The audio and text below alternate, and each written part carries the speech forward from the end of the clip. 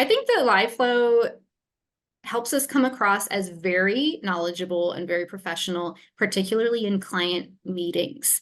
So when we're having client meetings, especially around cleanup. So in that first 6 months of work with a client, it's extremely important that they feel confident that we know what we're doing. We're often asking them to wait quite a while before they get their promised regular reports because there's such a high volume of catch-up work to do and issues. So if they don't trust that we are, that we're competent and that we're using real data, they're going to start getting spooked and they won't know what to say to their board, and it becomes a domino effect.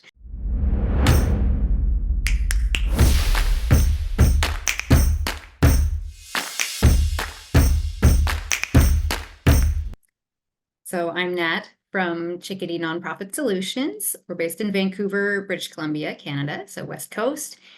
We are in our second year of our journey as a team, as an incorporated company, but we go back about 6 years at this point, where I began as a freelancer. So I ran a company called Chickadee Bookkeeping for about 5 years. It was just me. And already at that time, I was specialized in bookkeeping for not-for-profits and charities.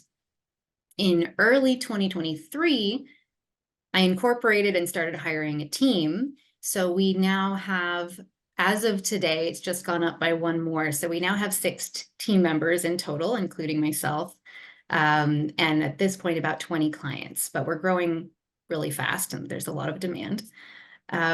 So that's basically what we do. We provide bookkeeping services for not-for-profits and charities, along with controllership services. So we're basically a micro position for not-for-profits that are typically like small to mid-size. So these are organizations working with maybe $2 million annual budget or less. So they usually can't afford a full-time controller, or they can't afford a bookkeeper with the expertise that they need for the unique characteristics of not-for-profit accounting. So that's where we come in.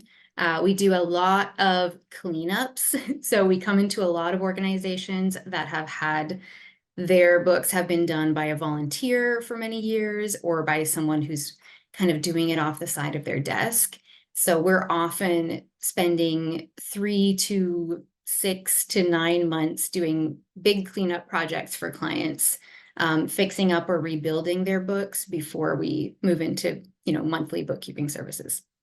So I always joke that that Chickadee kind of evolved in response to that I was basically asked to create this company by the sector. So back in 2015, I've been in the not-for-profit world and the arts world for a long time. I have a Bachelor of Arts degree. I have a fine arts diploma, and I was working at a charity that was a tap dance studio here in Vancouver. So I liked tap dance. So I was working at this studio, and like a lot of not-for-profits, their books had been done by a volunteer for many years, lots of different people working in their books. People making new account names whenever they didn't know how to enter something, just lots of issues. And so I basically started just as a problem solver, trying to figure out what needed to be done. The volunteer treasurer for this organization, she was a very busy CPA, and she generously sat me down and gave me a crash course in using QuickBooks and basic like debits and credits. And she gave me like all this accounting terminology and concepts. Didn't totally get it in the 1 hour meeting, but my interest was piqued, and I went and proceeded into a bookkeeping diploma program. So that basically started me off on the professional bookkeeping route. And then as I was working there and ended up, rebuilding their books from scratch, I started getting a lot more requests. So basically all my friends who were working in not-for-profits and in the arts, they were going, "Oh my God, do you have any more time? Can you work with us in the evenings? Can you come by our studio and help us out?" So I started doing all of this sort of side freelancing. All of that came together basically in 2020, right? A lot of people kind of reevaluated what they were doing. And so I decided to quit my job and start, a full-time freelancing business serving not-for-profits. So that was basically how it got started. And then over the following 3 years, it continued to be more of the same, where organizations would come to me and ask if I had capacity. And so I hit my capacity really quickly, and came to a decision point at the end of 2022 that was, a lot of my clients were growing and I couldn't serve them anymore without hiring a team. So did I want to let go of clients, or did I want to take the plunge to incorporate and build out the team model? So I decided to give that a shot, and we're still in that position. We actually had to, word got out. A lot of not-for-profits just can't find the specialized bookkeeping services that they need, and people who know how to work with the culture of not-for-profits as well. So we have a wait list, and we've had to pause our intakes this past year several times just to stay on top of the volume.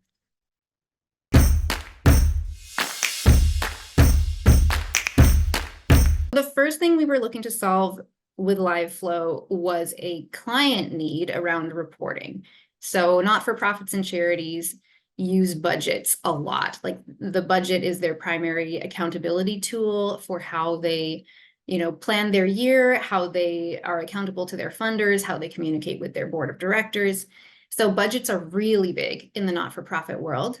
And I have a personal, I refuse to manually enter data into spreadsheets that could be gotten there some other way. So a lot of our clients, they had these big budgets in spreadsheets. The budgets are changing all the time.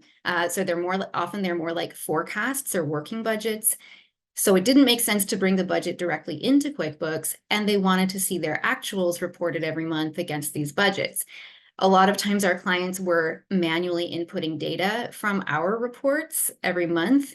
Of course, that generated errors and issues, and to me, just is frankly a waste of people's time and brains. So I was really annoyed with this issue. And I heard about LiveFlow through one of the bookkeeping podcasts I listened to, and I was like, oh my God, this is it. So that was the first problem to solve. So we went ahead, we kind of did it really experimentally. We basically weren't charging for this work yet, because we were like, let's test this. But I took a couple of client budgets where they were doing this. I built in a LiveFlow live feed that would then, auto fill the actuals into their multiple different tabs of different program budgets they were working on. And yeah, it was incredible, the ability to hyperlink those, click into those hyperlinks and jump back into QuickBooks for ledger detail. It was amazing. So that was basically what sold us on it. And it was the first client-directed service that we started using LiveFlow with. But we use it in a lot more different ways now. So that was just the beginning.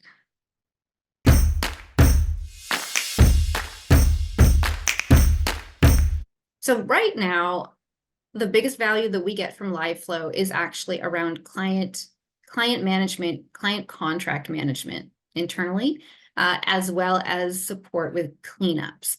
So I would say we have 3 ways we use LiveFlow: contract management, cleanups, and monthly reporting to clients. And the monthly reporting to clients is not the top. It's good, but I think LiveFlow brings more value to us even than to our clients. So for contract management, the way that we price our clients, they are not-for-profits again, so they're unique in that they generally have an annual budget that comes to them from their funders. So we actually price simply based on their organizational size, with a few other tweaks for specific features.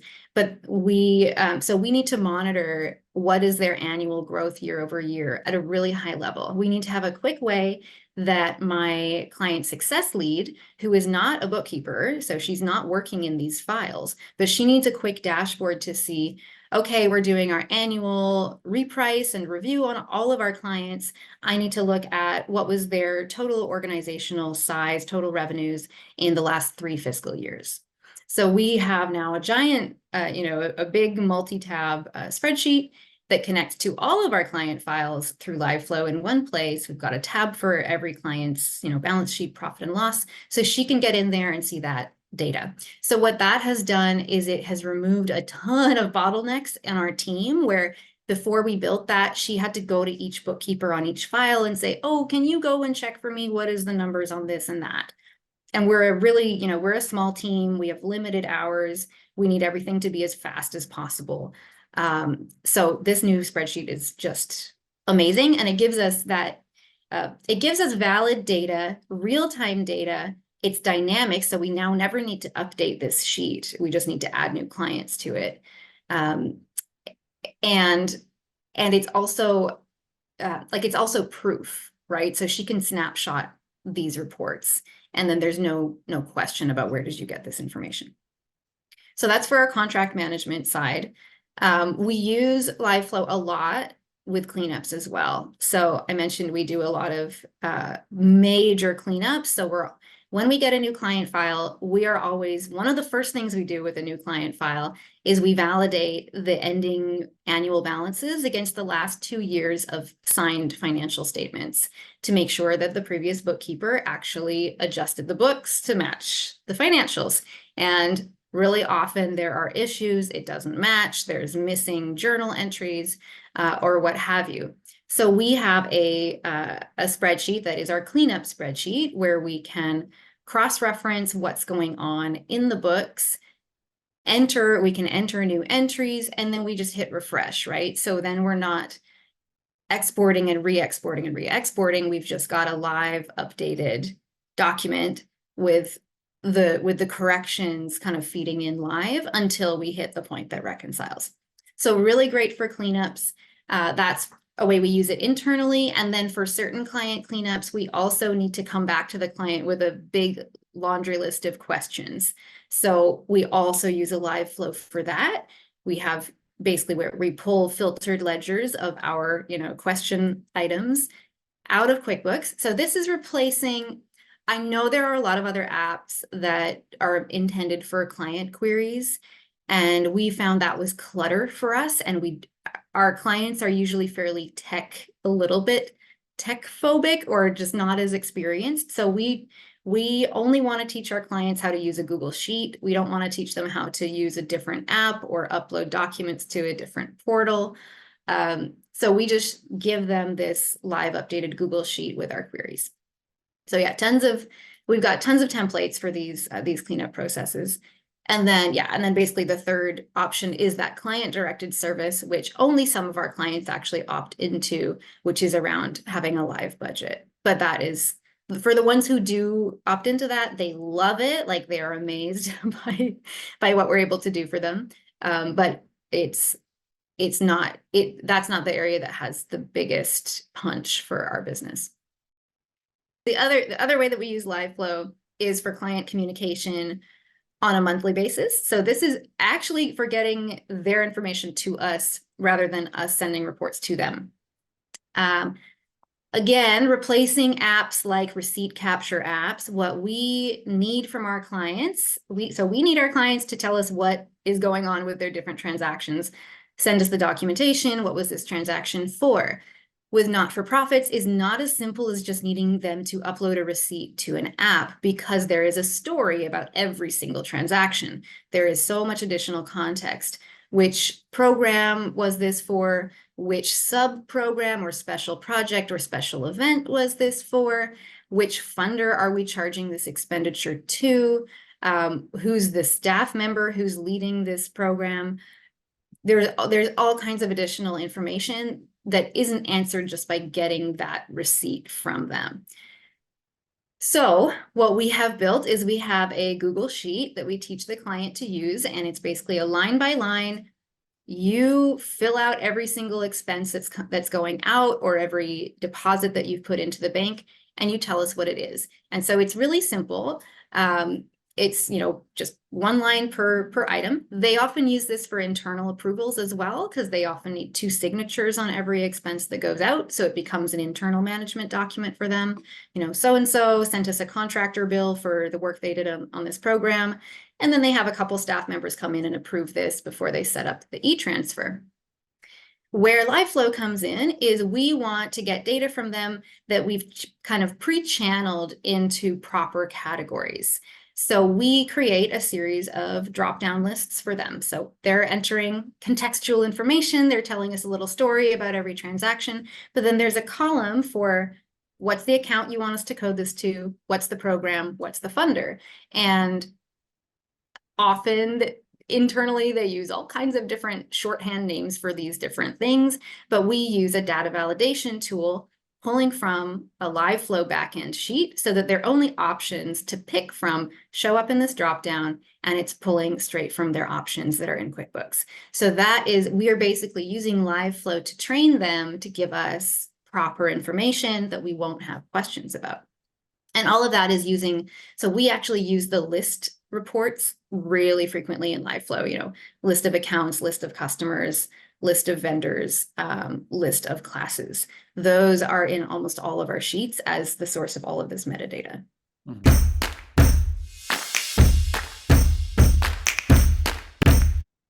I think that LiveFlow helps us come across as very knowledgeable and very professional, particularly in client meetings.